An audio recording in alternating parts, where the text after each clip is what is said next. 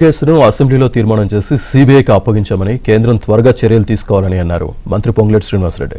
BRS హయాంలో నచ్చిన వారికి భూములను కన్వర్షన్ చేసింది వాస్తవం కాదా అని ఆయన నిలదీశారు. పారిశ్రామిక వాడల్లో వేలాది ఎకరాలను కన్వర్షన్ చేసింది బీఆర్ఎస్ ప్రభుత్వం కాదా అని ప్రశ్నించారు. తాము పారదర్శక పాలన తీసుకొచ్చామంటున్న మంత్రి పొంగులేటి శ్రీనివాసరెడ్డితో మా ప్రతినిధి నరసింహరావు ఫేస్ టు ఫేస్. తెలంగాణలో కాంగ్రెస్ ప్రభుత్వం ఏర్పడి 2 ఏళ్ల పదవీ కాలాన్ని పూర్తి చేసుకుంటుంది. మరి 2 ఏళ్ల కాలంలో కాంగ్రెస్ ప్రభుత్వం సాధించిన విజయాలేంటి, భవిష్యత్ ప్రణాళికలేంటి? మనతో మాట్లాడేందుకు మంత్రి పొంగులేటి శ్రీనివాసరెడ్డి ఉన్నారు. 2 పర్యాయాల తర్వాత తెలంగాణ రాష్ట్రంలో తెలంగాణ ప్రజలు పేదవాడి ప్రభుత్వం ఇందిరమ్మ రాజ్యం రావాలని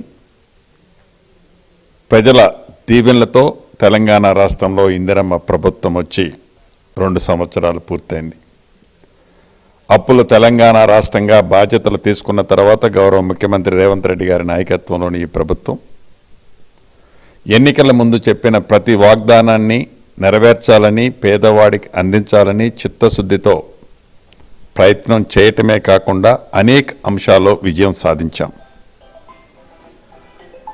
అనేక అస్తవ్యస్తంగా వారి స్వలాభం కోసం, వారి స్వార్థం కోసం అనేక స్కీములు, కార్యక్రమాలు, అభివృద్ధి అని వంకతో ఏవైతే చేశారో వాటన్నిటినీ వీలైనంత వరకు స్ట్రీమ్లైన్ చేస్తూ ఈ ప్రభుత్వం వస్తే ఈ పేదవాడికి ఇస్తున్న సంక్షేమ కార్యక్రమాన్ని కూడా ఇచ్చే దిశలో ఈ ప్రభుత్వం సిన్సియర్గా 2 సంవత్సరాల నుంచి పనిచేస్తున్నమాట ముమ్మాటికి నిజం. ఈ చేసే సంక్షేమ కార్యక్రమాన్ని జీర్ణించుకోలేక ఈ ప్రభుత్వం మీద గుడ్డగాల్చి మేదేస్తున్నారే తప్ప వారి ఆత్మసాక్షిగా తెలుసు కాళేశ్వరంలో జరిగిన అవినీతి ఏంటి, రేస్ కార్సుల్లో జరిగిన అవినీతి ఏంటి, దీంతోపాటు భూముల వ్యవస్థలో జరిగిన ఇబ్బందులు, అవకతవకలు, ధరణి పేరుతో జరిగిన దోపిడీ ఏంటి అనేది ఆనాటి పాలకులు తెలియక కాదు, ఈనాడు కూసే కారు కూతలన్నీ.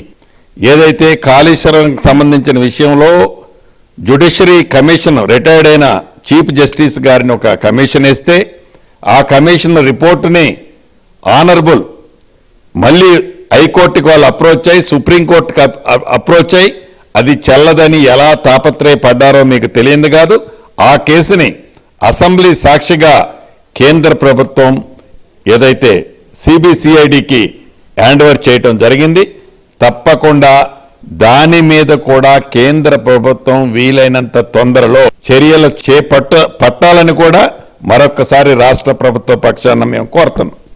కుప్పదూసోడట పరిగెడినోడిని బెదిరించినట్టు వారు అధికారంలో ఉన్నప్పుడు వారి నాయన ముఖ్యమంత్రిగా, వారు మంత్రిగా, ఆ శాఖ మంత్రిగా ఉన్నప్పుడు వారికి నచ్చిన పారిశ్రామిక సంబంధించిన భూములని ఇండస్ట్రీల నుంచి కన్వర్షన్ చేసి వివిధ సెక్టార్లకి వారు మార్చిన మాట నిజమా కాదా?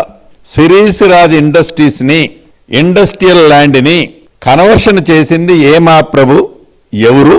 ఈ పారిశ్రామిక ఓడల్లో వేలాది ఎకరాలని ఇండస్ట్రీస్ నుంచి అదర్ దాన్ ఇండస్ట్రీస్గా కన్వర్షన్ చేసింది మీరు కాదా?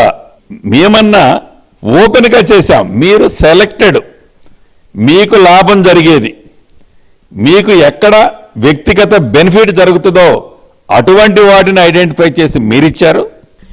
థ్యాంక్ యూ అండి.